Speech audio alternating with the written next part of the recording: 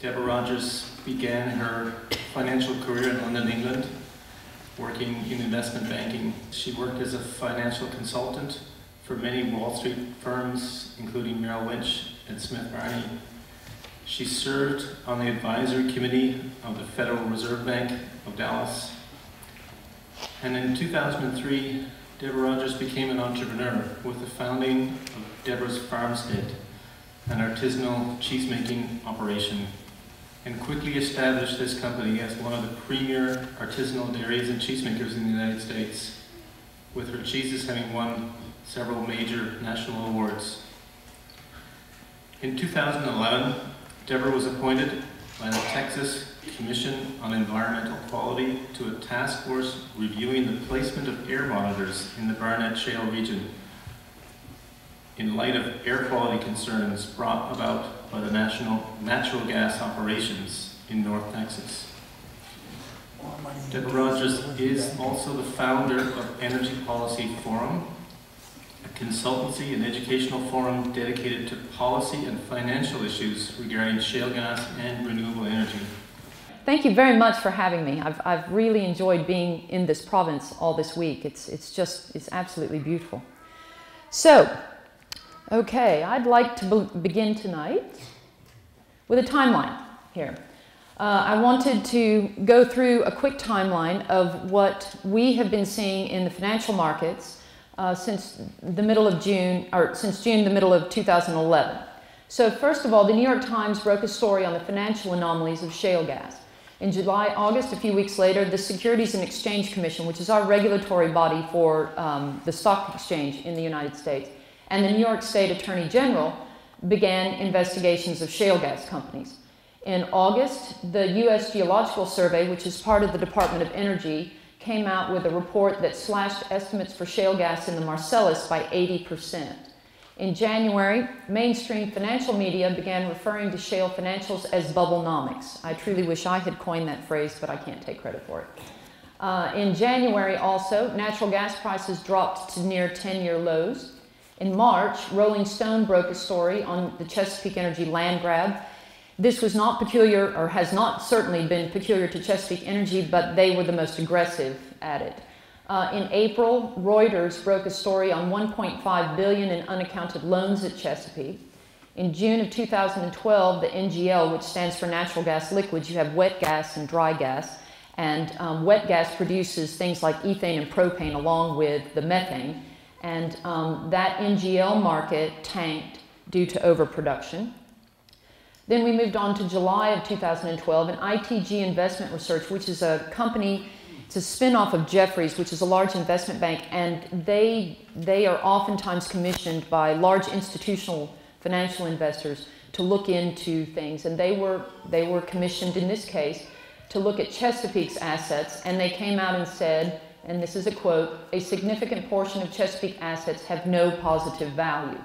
In September, just last month, the U.S. Geological Survey and the Society of Petroleum Engineers reported reports exposed significant shale gas overestimations. And in September, massive write-downs by these shale companies were incurred, and more are on the way, according to financial analysts. And then just this past Sunday, the New York Times broke another story exposing the role of large investment banks in the shale gas boom and what many financial analysts are calling the shale gas bust. So what exactly is going on here? It's a very valid question, and I hope I'm going to be able to answer that question tonight. So, but the next valid question, I think, after what is going on, is perhaps, to my mind, the most important, and it's quite simply, what if the notion that shale gas is abundant is merely a perception with very little basis in reality? Would such a revelation affect our consideration of natural gas as a bridge fuel? Would it make us more circumspect in how our communities are exploited for this resource? Would communities exact more safeguards from operators? Questions such as these are what every community which considers shale gas development ought to be asking. There's no doubt that gas exists in shale, that's a given. But shale gas has been touted as a cheap and abundant source of energy. Much emphasis is focused purely on the amount of gas trapped in shales, and we know now that such estimates have been grossly exaggerated by industry. Further, much of this gas may never be commercially extractable unless natural gas prices rise quite dramatically. And in that case, natural gas is no longer a cheap source of energy. The questions facing this city, this region, are the same facing every city and region where shale gas is found. It is important to sift through the hype and rhetoric to assess the underlying fundamentals. For instance, can production truly be counted on? Is it as secure as it appears? Are jobs and revenues really as stable as claimed? Are those long-term good-paying jobs? What will the environmental impacts be? And can we count on energy independence from shale gas and unconventional oil? I would be the very last to say that there is no economic benefit to shale gas or oil. Certainly there are benefits in the early days of a play. The question is whether this can be sustained for the long haul, and in every play thus far, they've not been able to sustain it. That's part of what I intend to talk about tonight. I've never seen an investment more hyped than shale gas. Wall Street loves a sexy story, and shale provides just that with its incredible horizontal drilling techniques and Hollywood pyrotechnics of fracture stimulation. It was an easy sell. It started with the Barnett, then the Fayetteville, the Haynesville, the Marcellus, the Bakken, the Eagle Ford. Now they're in England. They're going to India, China, and here in New Brunswick. It's everywhere. All the while, the hype has reached ever-giddy heights, with every shale play claimed to be bigger and better than the last. We've all heard the slogans, game changer, national treasure, and shale gas revolution, 100 years of gas available for all. But being ever the contrarian, I began to question shale gas several years ago in 2009.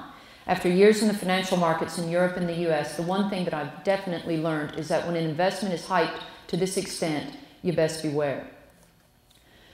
So why are reserves so important? The Clean Skies Foundation is an industry consortium funded by Chesapeake Energy CEO Aubrey McClendon. And in a letter addressed to the Securities and Exchange Commission, again, our regulatory body for the stock exchange in the US, Clean Skies stated this: companies are evaluated by their shareholders and other stakeholders based upon the accuracy of its reserves reporting.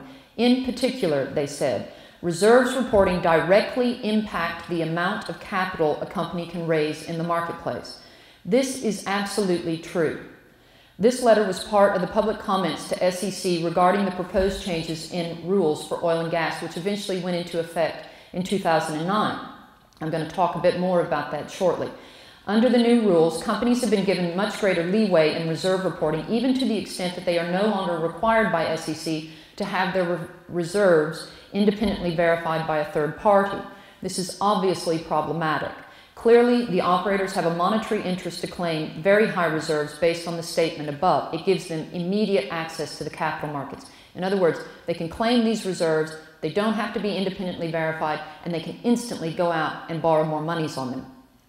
The fact that this statement was made to SEC clearly indicates that the companies are very, very much aware that reserves impact their access to the capital markets. I began referring to these activities as drilling for dollars in the capital markets several years ago. It's my personal opinion that drilling for gas is secondary, the facade behind which they access hundreds of billions of dollars. I'll flesh this out as we go along. I'm a woman, so I use terms like recipe. There has essentially been a recipe which the industry has employed to effect drilling for dollars, and it is as follows. Firstly, you claim a massive number for reserves, or what industry calls EUR, which just simply stands for estimated ultimate recoveries. But essentially what they're talking about is what is this well going to do, or what is this entire play going to do over the length of its life. Reserves in shales could not be verified for a number of years in new plays because the technology was too new. The operators capitalized on this literally. It is also interesting to note that once numbers could be verified by the financial community, assets began to be sold or JV'd. I'll use that term, by the way, a couple of times tonight. And JV'd simply means joint ventured. Once we could begin to verify the numbers, these companies began to sell or JV their assets very, very quickly indeed. Next, you throw in some press releases alluding to very high, what the industry calls IP, which is initial potential. And that is nothing more than what have the wells done in the first 30 days of production, which in the old days, with a vertical or conventional well, did indicate a good prospect if it was high, with long well life and high EUR, but does not necessarily have the same correlation in unconventional wells, we found out. Nevertheless, the term monster well is now used ubiquitously by shale companies and sounds extraordinarily good in a press release. Next, you mix in very high B factors. Now, don't worry, I'm not going to go into some esoteric mathematic exercise here with you. B factors are just essentially numbers which are used to calculate reserve estimations and the length of well lives. Using B factors that are too high distorts the length of well life but holds the promise and perhaps even more importantly the political cover of economic stability for a region and its local economy. The Society of Petroleum Engineers in their best practices suggests that these companies should never ever use a B factor in excess of 1. But most of the shale companies in their investor presentations to financial analysts have been using B factors that are approaching 2. So we now know that these exponents have been extraordinarily unrealistic. And for the icing on the cake, industry points to rapid growth in production in shales as the proof in the pudding of shale gas success. They proclaim a revolution, a game changer, a national treasure based on high initial production. Now, why engage in all of this? Well, it's really quite simple. Publicly traded oil and gas companies have essentially 2 sets of economics. There's what I refer to as the field economics, which is what are my wells doing out in the field, what are my costs, etc. The second set of economics is what I call the street economics. And this entails keeping the company attractive to financial analysts and investors so that the share price moves up and access to the capital markets is ensured. In my opinion, street economics has much more to do with the frenzy we've seen in shales than actual performance in the field. So let's delve into this a bit deeper. Overestimation of reserves has become almost essential for some of these shale companies. In fact, financial analysts in the last month or 2 are now questioning whether significant overestimation of reserves, together with a lack of proper due diligence, has contributed to these massive impairment charges which some of the majors like BHP Billiton have incurred in recent weeks on their shale assets. Some of these impairment charges have been as high as $1.5 billion. Just to give you a quick example, BHP bought Chesapeake's Fayetteville shale assets for about $3 million. And within a matter of months, within a year, they had to take an impairment charge of $1.5 billion. They had to write off half of their investment. It's interesting to note that their CEO has given up his bonus for this year. But that is why it is essential, in my mind, to compare operator projections with actual production history. Now, I'm going to throw a lot of numbers out at you tonight, but you're going to be able to understand them. Don't worry, I'm not going to bore you. But I want to stress this point very, very much because what the numbers I'm going to be giving you tonight are based on actual production history. That means what the wells have really done. This is what when you go into a shale play, the operators must file what the wells are actually producing with the state regulatory bodies. So if the operators take umbrage with these production history numbers, then they are admitting to fraudulent activity in the filing of such public records.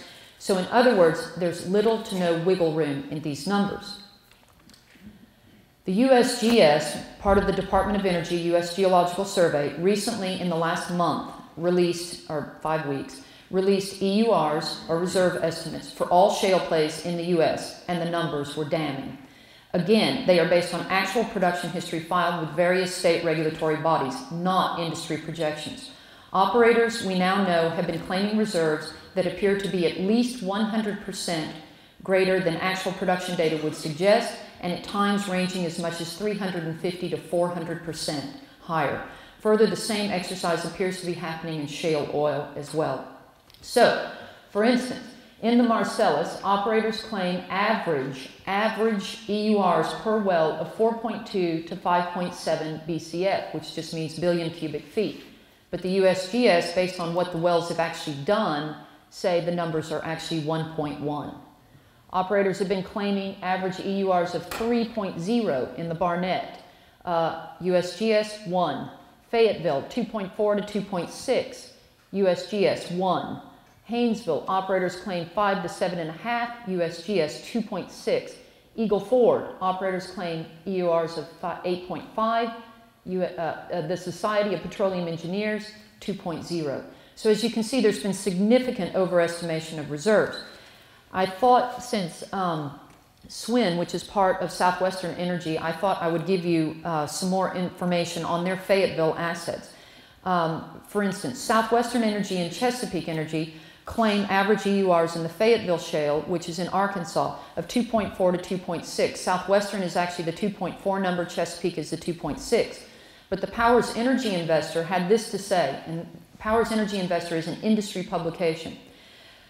And I quote, "To put into perspective how ridiculous," here, I've got the quote here, "to put into perspective how ridiculous Chesapeake's claims of 2.6 BCF is, consider the following. Of the company's 742 operated wells completed on the Fayetteville, only 66 have produced more than 1 BCF, and none, not a single well, has produced more than 1.7. Chesapeake's average Fayetteville well has produced 541 MCF or 0.5 BCF. So again, the USGS confirmed these numbers independently, and the average EUR for Fayetteville wells is around 1. It is so this brings us to the next point, which is the proof is in the pudding. The reason we are sitting at record capacity in the U.S. has a great deal to do with the fact that shale wells produce their greatest quantity of gas in the first 12 to 18 months. Then it drops off a cliff. Very, very steep decline rates in the first 18 months. And it's the same way with shale oil, by the way. So when one engages in a frenzy of drilling, such as we've seen in the past 5 or 6 years, with each of these wells producing their greatest quantity at the beginning of its life, then it's logical that supply would be impacted in the early days of shale production. Industry and its proponents cite rig counts, and that just means the number of rigs out there drilling. But they cite rig counts together with current production levels as reliable benchmarks, they claim, for overall success of shale plays, and therefore the long-term abundance and stability of shales. But this is an obfuscation. To even mention rig counts demonstrates that one recognizes that the only way to keep production stable in shale plays is to continue a frenzy of drilling. Based on production histories in the older shale plays to date, it can be seen that such production cannot be maintained without resort to additional and frenetic drilling. Shale production simply relies too heavily on perpetual expansion as a means of maintaining status quo. According to production history filed by operators in various states, shale gas volumes have not turned out to be as homogeneous as we once thought. In the earlier days of a play, it was widely touted that you could drop a drill bit in and hit gas anywhere in one of these plays. Many of the operators even called it a manufacturing model. We can get gas out of any place in the shale. But they finally admitted in 2009 that there was a time when you were all told when any of the 17 counties in the Barnett Shale play would be just as good as any other county. We found out there are about 2 or 2.5 counties where you really want to be. There's that quote. This reference to 2 or 2.5 counties is industry's definition of what they call a core county. It is an area where bonus payments may be significant, leasing bonus payments, and royalties should be the most lucrative because the very best wells are located in these core counties. Industry has made sweeping promises of jobs creation and economic stability for, in their words, decades to come. Unfortunately, such promises have not materialized. In fact, when considering the core counties of the Marcellus, Eagle Ford, Haynesville, and Fayetteville plays, we can now see that those counties most heavily engaged in shale production have underperformed state and national averages in almost every case. So let's take a look at some of these numbers. This is a chart. This chart is of median household income for the core counties in those 4 shale plays. We start out at the top, I think. Let me step over here. Can you still hear me? Yeah. Yes? Okay, good. Yeah, the Eagle Ford is at the top, then the Fayetteville. I know this is a little bit hard to read because it's rather small. The Haynesville, the top part is Louisiana. The Haynesville straddles Louisiana and Texas. And so the top part is Louisiana and Texas, and then the bottom is the Marcellus. This line right here is the state averages for those respective states. We normalize the data for this chart. But as you can see, the median household income is underperforming the state averages in almost every case. In the case of Bossier Parish, which is the one that sticks out significantly above, it must be said that Bossier is home to quite a number of casinos. I don't know if you've ever been there, but it's just littered with casinos. And it is also the home to the largest military base in the South. I wanted to go in and see, all right, so casinos and military base are adding to these, adding to the household income in Bossier Parish. But I dug a little bit deeper and went into the Bureau of Labor Statistics, and I wanted to see what are the top 5 economic generators in Bossier Parish. and oil and gas did not fall within the top 5, according to the U.S. Bureau of Labor Statistics. And by the way, this data on these charts I'm going to give you all comes from the U.S. Census Bureau. So now let's examine retail sales per capita, again taken from census data. Why should we be concerned with retail sales? Well, retail sales is a very strong proxy for economic health in a region or even in a nation. Retail sales figures are what they call coincident indicators, which means that they reflect what is happening currently.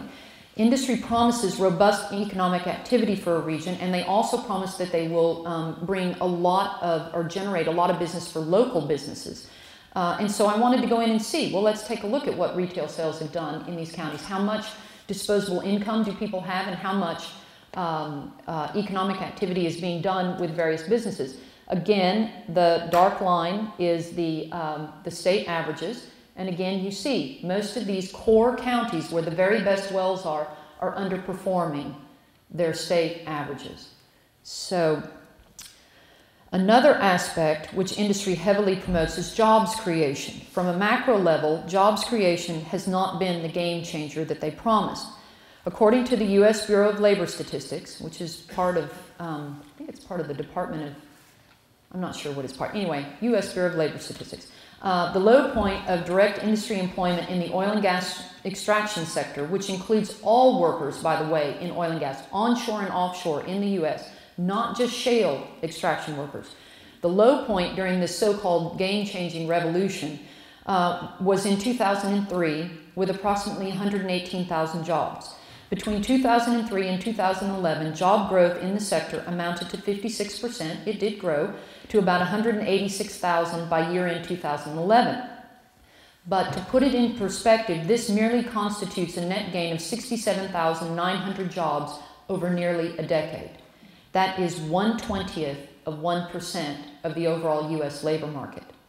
Further, a number of studies have been commissioned by industry and paid for by them, which have claimed excellent jobs numbers for various regions. But what types of jobs are they creating? What will be the socioeconomic impact of these jobs, and what other existing jobs may be lost due to these new and perhaps incompatible activities of shale development? Well, IHS-CERA is an industry-funded group, and they recently claimed 150,000 jobs could be directly attributed to, or not directly, but attributed to shale development in Pennsylvania. But Money Magazine took the time to parse out the types of jobs which IHS-CERA was claiming for the oil and gas industry. And I quote, "That job count comes from the broadest possible estimate of oil jobs. It includes everyone from the roughneck to the stripper." By the way, other people have gone in and looked at some other industry-funded jobs claims, and they found out that not only are they including strippers, but they also include prostitutes. So as a friend of mine, Riley, remarked, she said, well, I guess they really do create jobs. So let's look at the weekly wages now for some of these for the exact same core counties in these 4 plays to see whether these are good-paying, long-term jobs.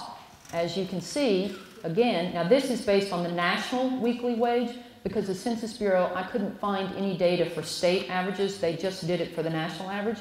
So, but still, it's been normalized once again. And as you can see, virtually every one of these counties is underperforming the national weekly wage average. Going back to the land use question, as I stated before, shale production simply relies too heavily on perpetual expansion as a means of maintaining status quo.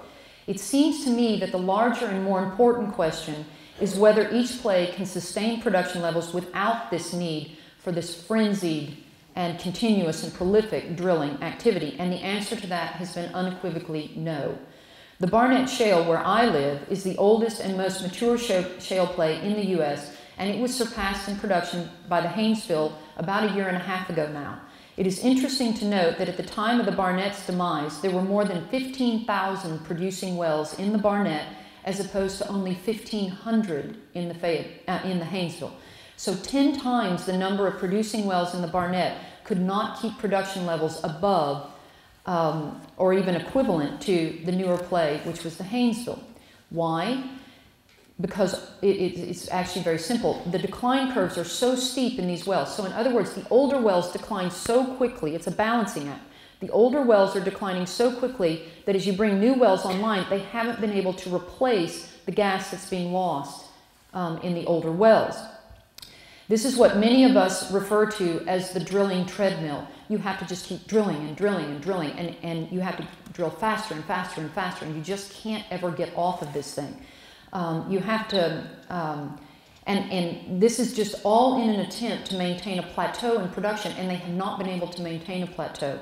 Even so, Platts, another industry publication, said it best, and I quote, "Perpetual expansion of shale wells cannot forever disguise a serious problem with the bottom line. But perpetual expansion is the very nature of this beast.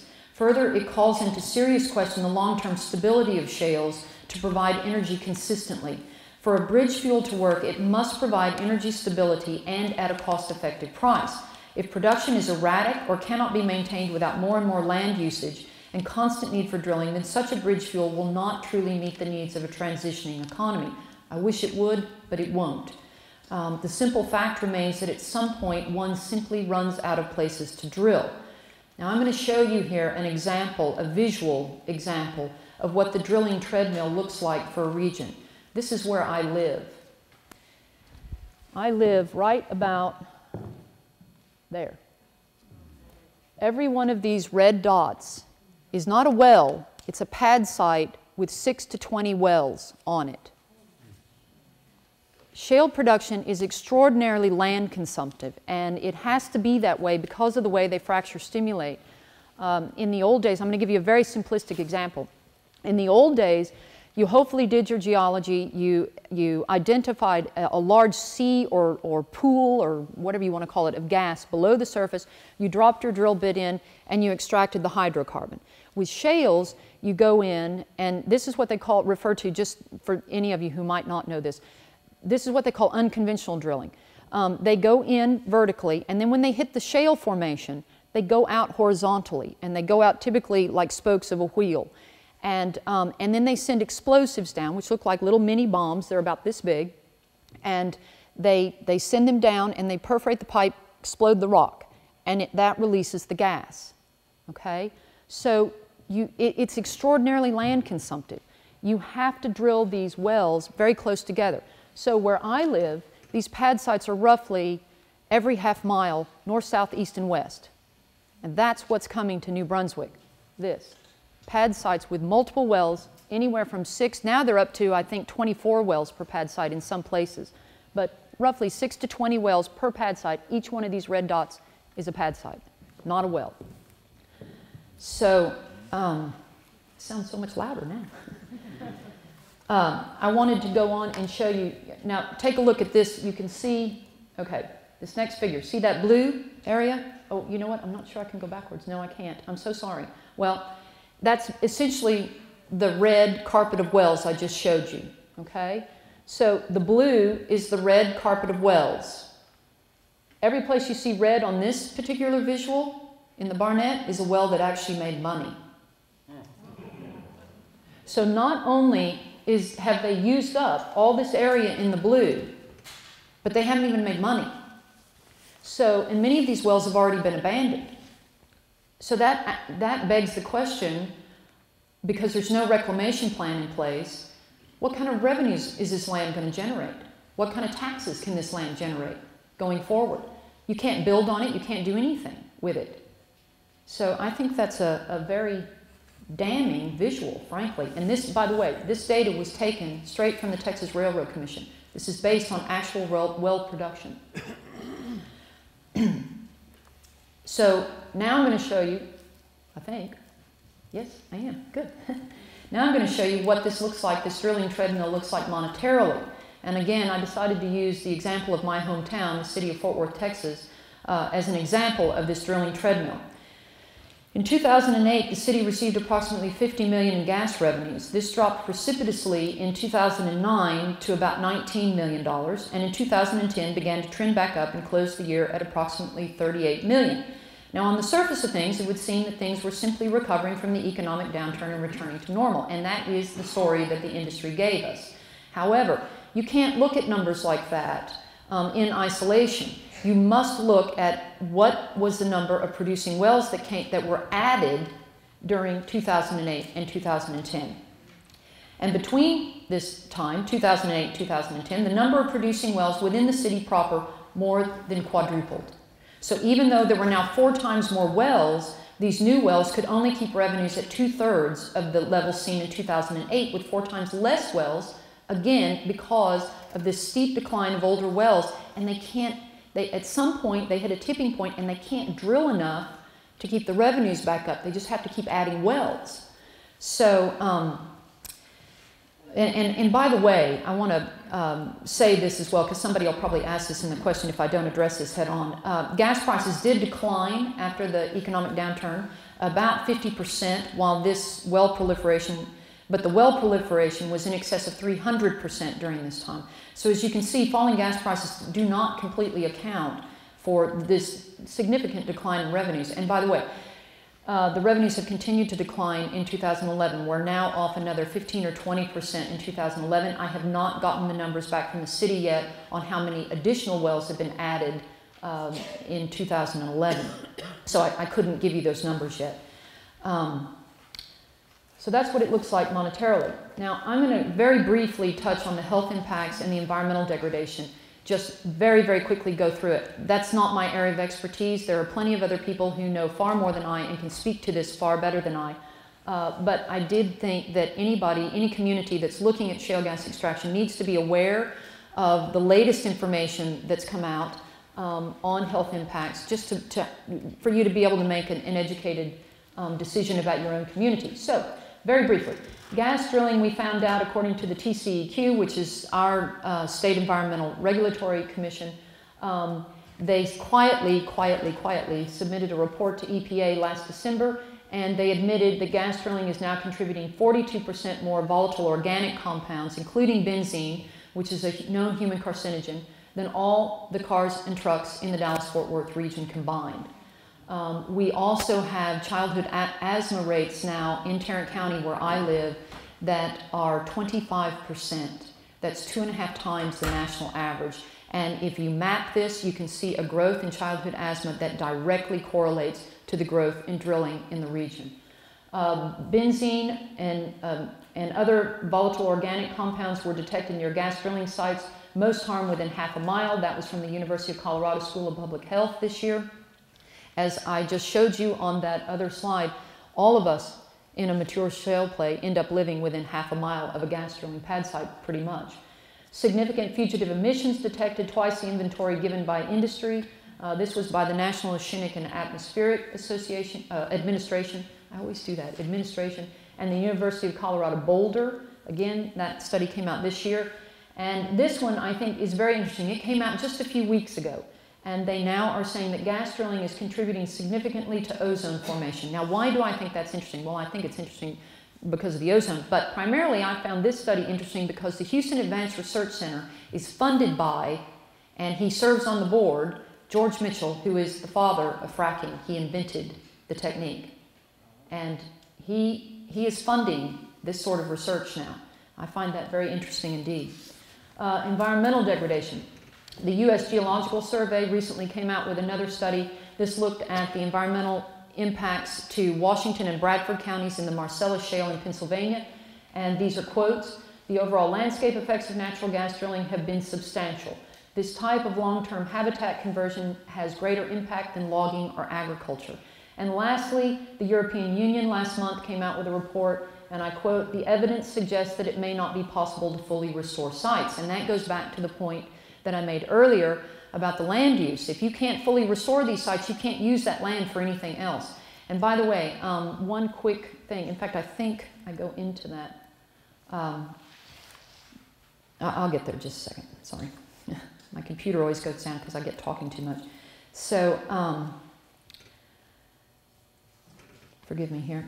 Now, you may be the most ardent supporter of industrial activities as a means of growth and prosperity, but I don't think anybody can look at this sort of industrial build-out in a region and think that there won't be some sort of serious environmental and health impacts for the peoples who live in that region. That's just, it's incredible, it's to my mind. So, I want to quickly move on to the Securities and Exchange Commission investigation. Again, our regulatory body for the stock exchange. As I stated before, the SEC opened an investigation of shale operators in late summer 2011. The investigation is not anticipated to be completed before 2013. Under the new rule change, which went into effect in 2009, the SEC allowed greater freedom to operators to book reserves. They allowed an expanded definition of reserves, which allowed these operators to claim PUDs, which stands for Proved Undeveloped Reserves. These were not allowed in the past. Now, there's a good argument to be made for this. Because of the new technology, it used to be that they could claim proved reserves, where remember where I talked about they would hit the sea of gas? That would be your proved reserve. And, but with the new technology, because they're going out horizontally and so forth, they said we need to be able to claim offsets, which is just moving out from what where they're actually extracting gas. And the SEC said, okay, we'll let you go out one offset, not beyond that, but we'll let you go out one offset. That's reasonable. And I think that's reasonable too. However, the SEC went on to allow them to do this and claim these reserves without, again, an independent third-party verification. According to Ryder Scott, a premier reservoir analysis firm, 80% of the top 50 10K oil and gas companies were issued comment letters by the SEC in 2010 regarding anomalies in their public filings. This in itself is not so unusual, but some of the comment letters address the length of well life and PUDs, which were being calculated by some of these shale gas companies at what the SEC termed mathematically impossible rates. Under the new rules, companies must develop these PUDs, or proved undeveloped reserves, within 5 years to move them off their books as undeveloped to developed. This is just a simple, basic investor protection to ensure that companies do not book these reserves and then never actually develop them, because that would, of course, make their prospects look quite attractive while having no basis in reality. Interestingly, however, many of the shale companies were claiming PUDs that could not be developed within 5 years. So, in other words, they were not in compliance with the SEC rules. So, let's take a look at this. According to the Oil and Gas Journal, Devon Energy, it would take them 9.1 years to develop all their PUDs. Range, 11.8. Chesapeake, 13.1. Apache Corp, 15.1. And W&T Offshore, 104 years. When you've been doing this as long as I have, when you come across numbers like this, W&T Offshore, I just burst out laughing. So I throw this in for a little comic relief. But as you can see, none of these companies are in compliance with the stock exchange rules. So let's examine very quickly some of the comments that the Securities and Exchange Commission has issued to some of these companies. I chose these in particular because everywhere I go to speak to people in their communities about shale extraction, it's the same story that you hear every place else. And that is that these wells are going to last anywhere from 30 to 50 years. Sometimes they even say as long as 60 years. And therefore, you're going to have long-term economic stability for your region. Well, let's have a look at what the Securities and Exchange Commission had to say about the length of well lives to these companies. First of all, now this was a quick comment about the PUDs. Therefore, at this rate of development, it will take at least 50 years to develop all your PUDs, assuming that no additional PUDs are added during that time. Please tell us how this complies. The next two comments are on well lives. SEC wrote, all proved reserves must meet the standard of reasonable certainty. Therefore, please tell us the evidence that you have that horizontal wells will produce for 50 years and in some cases longer. Now, the companies have to respond to SEC, but they can ask that their answers be redacted. I chose this particular example because SEC then wrote back to the companies. This was sent to several companies, by the way, but they wrote back to the companies, and you can see exactly what the companies had given as their answer to SEC in this next slide. I apologize for the length of it, but I wanted you to be able to see the whole thing. In regards to your response, SEC says, all proved reserves must meet the standard of reasonable certainty. While a few thousand vertical wells, a very small subset of the total wells that were drilled 50 or more years ago, have exhibited long lives, this would appear to support only the possibility that horizontal wells may exhibit lives of 50 years or more. That's clearly what the companies came back to SEC with. And SEC went on to say, by assuming these well lives that only a small percentage of vertical wells have achieved, it does not appear that your reserve estimate is reasonably certain to occur. Please revise your filing.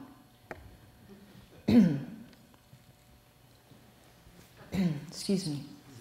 So next I want to go in very briefly into a section that I call financial codependency. I started speaking out on this about a year ago. This is what the New York Times article was all about on Sunday, this past Sunday, and I would encourage you to read it. And also, if you want even more color on it, I did a post earlier this week before I came up to New Brunswick, and it's on Energy Policy Forum, which kind of fleshes out exactly how these investment banks have played a role from kind of the beginning of the shale plays up to now. And I call this relationship financial codependency.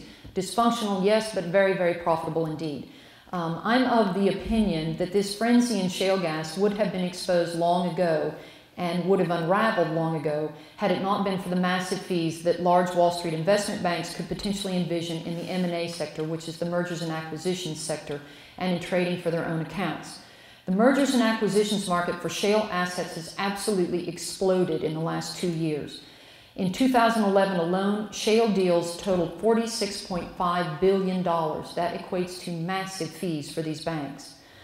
Energy M&A has become one of the most lucrative profit centers, and I believe in 2011 it was the top money-making profit center in these banks. It is important to note that the driving forces behind this so-called revolution have not only been the aggressive reserve estimations and convoluted financial engineering of shale gas companies themselves, but they have been enabled on a massive scale by large Wall Street investment banks who foresaw enormous fees and spun the hype every bit as much as the companies. To my mind, shale is a very good example of the inherent problems in the financial markets globally. Companies engage in a massive public relations campaign which distorts the true value of the underlying assets.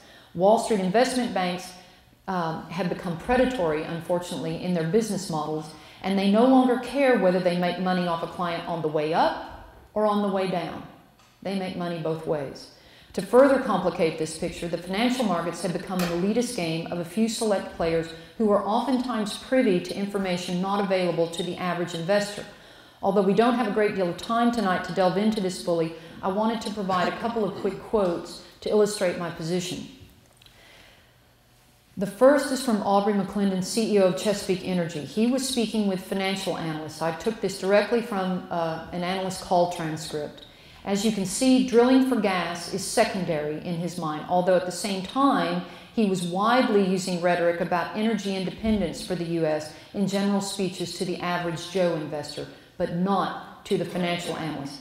And he said, I can assure you that buying leases for X and selling them for 5 or 10 times X is a lot more profitable than trying to produce gas at $5 or $6 an MCF. Gas is now trading at around 3. The second quote came from the New York Times article this past Sunday, and it is from one of Chesapeake's. It's actually from the investment banker for Chesapeake. They have a number of them, but Ralph Eads is their primary investment banker. He works for Jefferies. And as you can see, Mr. Eads is admitting to claiming that he distorts gas prices to potential investors. And he goes on to essentially make fun of the fact that the majors, or big boys as he calls them, have fallen for his line. He states, typically we represent sellers, so I want to persuade buyers that gas prices are going to be as high as possible. The buyers are big boys, he says. They're giant companies with thousands of gas economists who know way more than I know. Caveat emptor. Well, buyer beware indeed. It's very interesting that they put the majors with these companies like Chesapeake, like Range, Quicksilver, etc., and now they're having to declare massive impairment charges, writing off as much as 50% of the value of these assets within a matter of months. So Mr. Eads did have his laugh, I guess, all the way to the bank, as they say. Now, all of this taken together begins to form a rather alarming picture. So then we get to this question, which always arises, and I'm going to preempt you because I would be very disappointed if someone didn't ask this question, and I do want to address it head on. If shale gas is such a dud, then why have these majors been interested in it? Over the last few months, near record prices have been paid by foreign entities for shale assets in North America. Why? Well, the first thing you have to keep in mind is that 2 sets of economics, which I discussed earlier. The better your internal numbers look, such as reserve estimates, costs, etc., the more monies are available to you in the capital markets. In addition, investors like to see a growth trajectory for a company. A company that cannot show future growth is almost certainly going to languish at some point. Oil and gas companies show growth through reserves. That's how they show their growth trajectory. The fact is that the majors have not, and this is without exception, ExxonMobil, Shell, all the really big boys, without exception, have not been able to grow their reserves for over a decade.